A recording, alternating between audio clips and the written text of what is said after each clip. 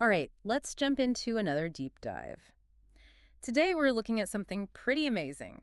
Get this, robots that can understand and follow your voice commands. Yeah, like that classic sci-fi thing. Robot, bring me a drink. Exactly. It's like we're living in the future, but it's happening right now.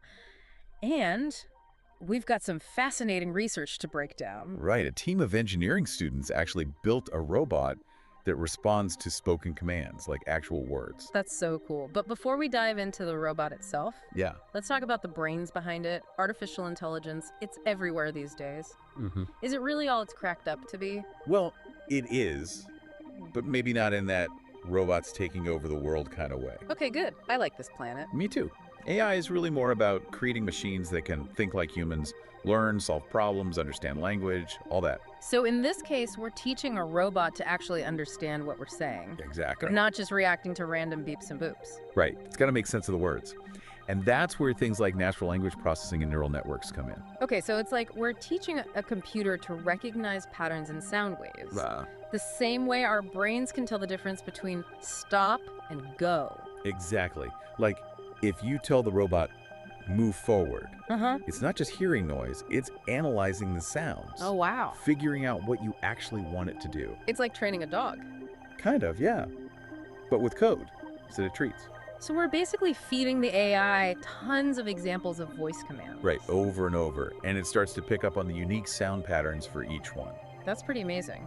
And in this research, they actually show us how they built this voice-activated robot. Yep, they give us a glimpse behind the scenes. So let's talk about the robot itself. What are we working with here? So it all starts with a tiny computer called an Arduino microcontroller. That's like the brain of the robot. Okay. Tiny but mighty, I guess. Exactly. And then it's got the muscles. 4 DC gear motors. They chose these specifically because they're fast and strong, Makes sense. so the robot can handle different types of terrain. Yeah, like out in the real world. Not just scooting around on a flat lab floor. So it's ready for adventure. What about the listening part? Right. Well, for that, they used a regular microphone to pick up the commands. Okay, so that's how it hears you. hmm And then an algorithm called linear predictive coding steps in. LPC. Yeah. It's like a musical detective, I guess you could say. Okay, I'm intrigued. Tell me more. Well, think about how a song is made up of different notes. Yeah. LPC does something similar with your voice. It separates the sound waves and finds the unique patterns of each command. Oh, so that's what the robot actually understands. Exactly. The melody of the command, not just the words themselves. Right, so we've got the brain, the muscles, and the ears. But how does the robot actually learn? Yeah, that's got to be the AI part, right? You got it. It uses something called an artificial neural network. An ANN. Yep, you can call it that. And that's where the learning magic happens. So how do they actually train it? Well, they feed it a bunch of voice samples for each command, like Yeah. forward, backward, left, right, and stop, so it can learn to recognize them. So it's basically like showing flashcards to a kid over and over? Kind of, yeah. Yeah. And get this. They recorded each command from different people. Oh, wow. Why go through all that? Well, because people speak differently, right? Different accents, different pronunciations. Mhm. They want to be sure the robot could understand anyone, not just one specific person. So it's all about making the robot adaptable to the real world. Exactly. Okay, so they've built this amazing voice-activated robot. They've trained it rigorously. Now, the big question, did it actually work? Yeah, that's the moment of truth. Can you really control this thing with just your voice? The answer is yes. And it did it well. It responded to all the commands, moving forward, backward, left, right, even stopping on command. That's incredible. So it's not just a cool project, it's actually a glimpse into the future where we could be interacting with robots Right. in a totally natural way. Exactly. But I mean, we're not all going to have robot butlers, right? Well, maybe not butlers, but the applications for this technology are pretty huge. Like what? Well, think about people with disabilities. Yeah, They could use voice-controlled robots to interact with their environment in ways they couldn't before. that would be amazing. Like turning on lights, opening doors, all with their voice. Exactly. It could give people a whole new level of independence. That's incredible. What about other areas, like industries? Oh, tons of possibilities there. Manufacturing, construction.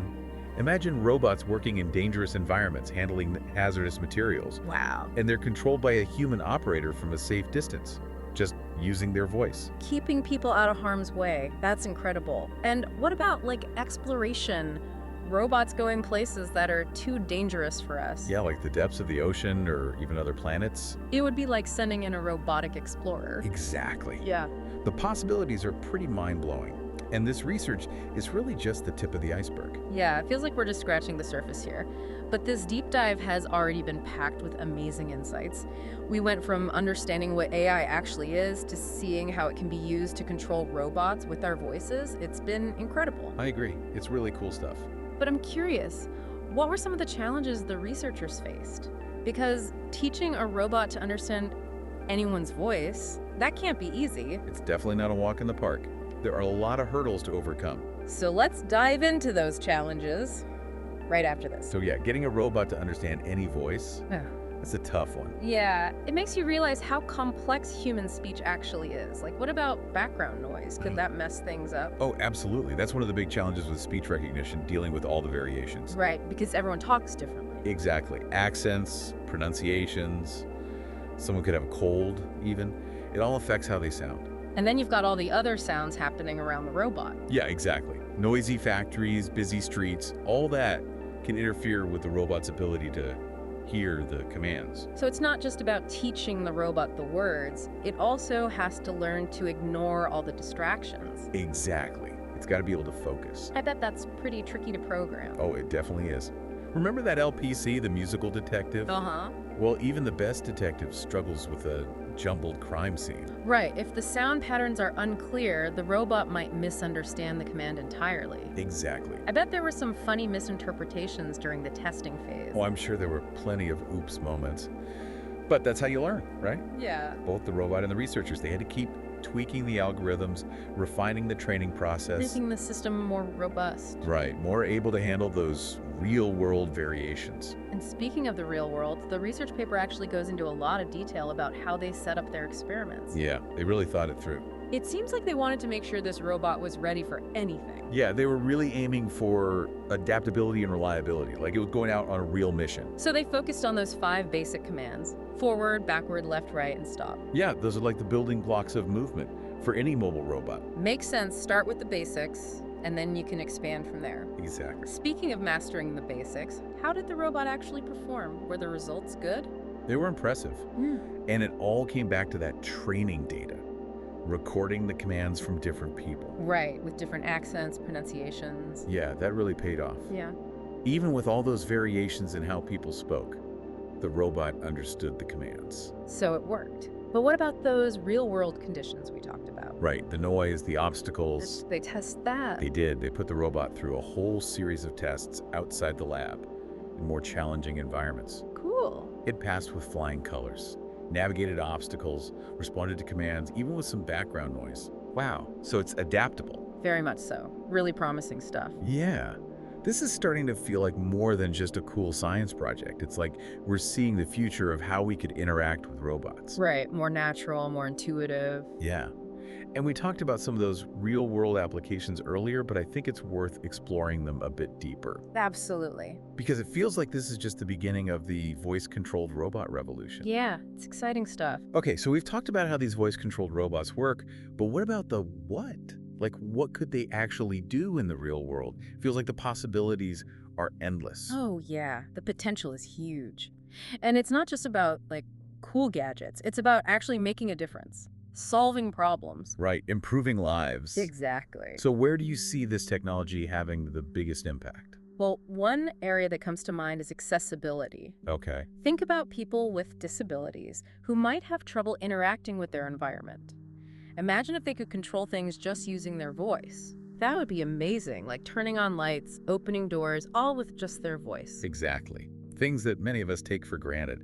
This technology could really empower people to live more independently. It would be like breaking down barriers. Exactly. And it goes beyond just convenience. It's about enabling people to participate more fully in the world. Yeah, that's incredible. What about industries like manufacturing or construction? Those seem like perfect places for robots. Oh yeah, absolutely. Jobs that are dangerous for humans, like handling hazardous materials or working in extreme temperatures. Robots could do that stuff. While a human controls them from a safe distance. Exactly. just using their voice. It's like sending in a robotic avatar. It's a good way to put it. So it keeps humans out of harm's way. Yeah, and it's not just about safety.